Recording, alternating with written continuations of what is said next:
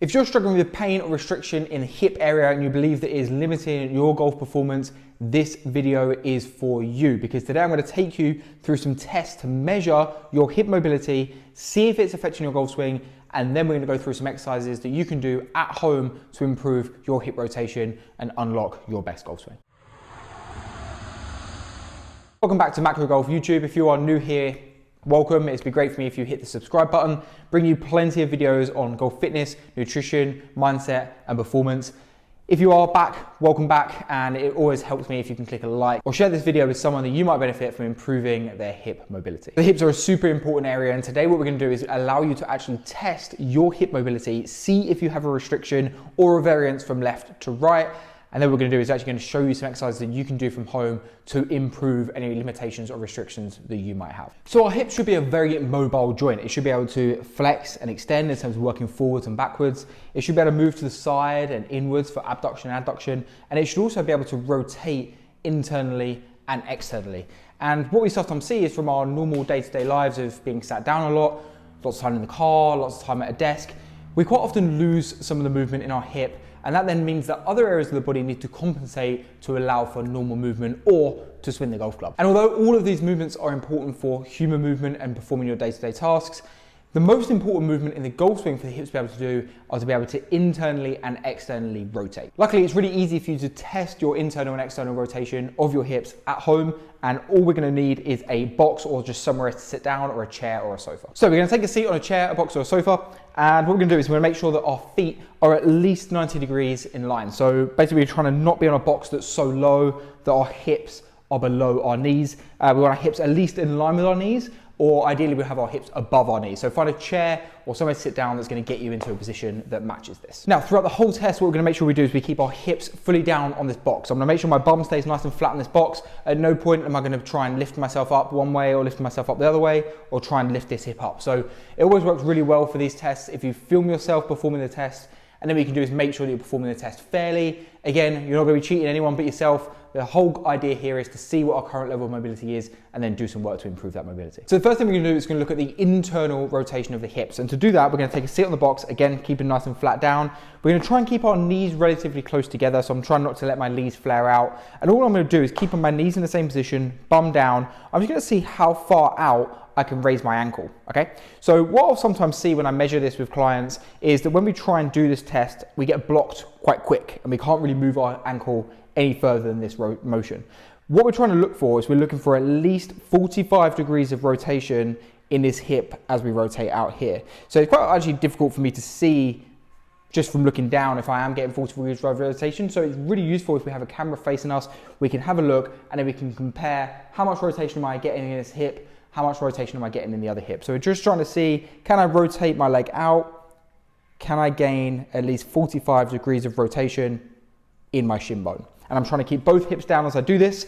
And I'm trying to be also aware of any pain, cramping or restriction that might come up high in the hip. We'll also do that test on the left side and on the right side, and we can measure for any variance from left to right as well. If we are unable to get our shin up to 45 degrees, so for example, if I was doing the test and could only get to here, then I'd know I'd be limited in internal rotation of that hip. The second test we're going to do is for our external rotation. And for this one, we're going to take the foot in the same position, same setup, and now we're going to lift the leg inside. So again, we're looking for at least 45 degrees of rotation here. Can I keep the knee in the same position? And can I bring this leg up inside at least to 45 degrees? If I come up and get stuck, I know that I'm limited in my external rotation. If I'm able to sufficiently get my leg up to 45 degrees, I know that I have sufficient external rotation in that hip. Again, we're looking for the difference in left to right, and we're also looking for a big difference between internal and external. Do I have excessive external rotation and limited internal rotation, or vice versa? Now we know whether we have limited internal or external rotation on either both hips or one hip. Now we can start getting to work on improving this rotation with these simple exercises. This first exercise can be done at home with no equipment. All we need is just somewhere comfortable to lay or sit down. And we're going to work on both the internal and external rotation of both hips at the same time. This is a great one for you to do just in front of the TV, or as part of a warm-up, or as part of your golf warm-up. And it's going to really take our hips both through all the internal and external rotation that we have access to and try and expand that rotation a little bit. So I'll show you first of all from the middle level. So we've got an easier level and a harder level than this. I'll show you from the middle level. This is where I recommend most people start. If this is too difficult, we can regress back and I'll show you the beginner level. If it's a little bit too easy, then I'll show you the advanced level as well. So the first thing we're gonna do is come back. So we've got our hands supporting us on our way back. We're just leaning the torso back slightly into this position and keeping the feet down. All we're gonna try and do is drop the knees over to one side and then not drop the knees over to the other side. And what I'm doing here is I rotate this way. This right leg is dropping into some internal rotation in this hip, and this left side is dropping into some external rotation. And what I can do is just drop the legs from left to right and work on the rotation on both hips. And the more that I do this, I'll find that the more range that I have and the further I can start to expand into a deeper range. Now there's no set kind of repetitions or time for this. I can do this as part of a warm-up for a kind of 35, 40 seconds or so. Or I can push myself and kind of really try to expand out and spend a bit more time here. But this is ultimately the middle range position of just trying to take your body through the full range of motion. If this is a little bit too difficult and you're feeling like you're a little bit stuck on range here, all we need to do is come down onto our backs. And this is a slightly more regressed version. Here we're just going to support the spine. And again, we can just drop the legs from left to right. We're doing the same movement, getting the same result. It's just much more of a simpler version if that middle version is a little bit too difficult for you. If you're feeling brave, we can come up to the first position and push this a little bit harder. And now we can take the hands up and now we have no support from the hands. So now we need a little bit more core strength, and because to sit myself up a little bit harder, it's gonna be a little bit more difficult to get into the rotation with a cramping in the hip. So I'm just gonna use my hands outside in front of me, and I can just drop to one side, and then I can just use my core strength to rotate over and rotate to the other side. And again, I'm trying to get ankle, knee, and ankle, knee all the way down towards the ground.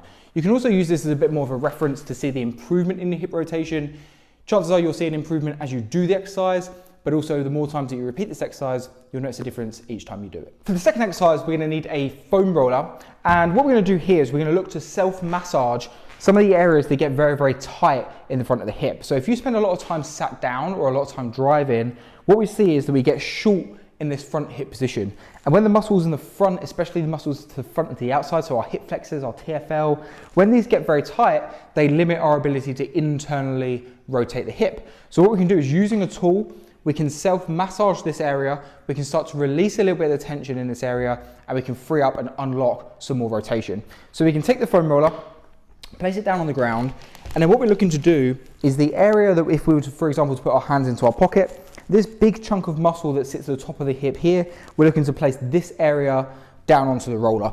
So we place this down onto the roller, our other leg can come up for support, our hands can come down for support, and all we're looking to do from here is scrub side to side on this roller. So I've got the roller working across in this direction, and all I'm looking to do is work myself side to side on this roller, almost trying to massage over and kind of pick off this top bit of muscle and self-massage into this area. I'm working just below the hip bone as I do this.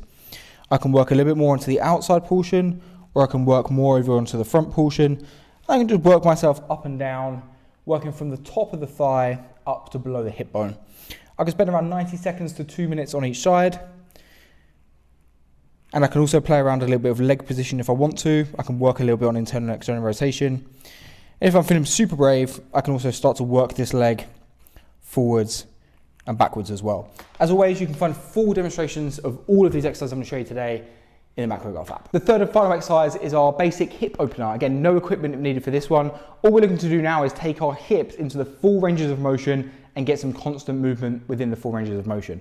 So I can bring one leg forward, one leg back.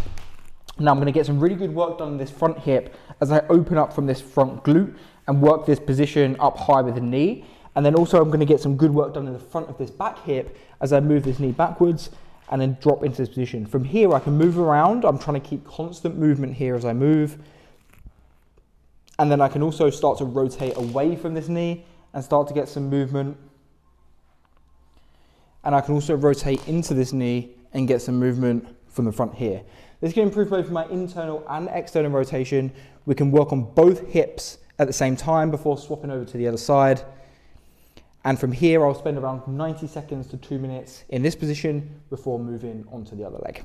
So there we have a simple test that you can use to measure the internal and external rotation of your hips and see if they are affecting your golf swing. What we also have is 3 exercises that you can do from home, 2 that don't require any equipment at all to start working on your internal and external rotation.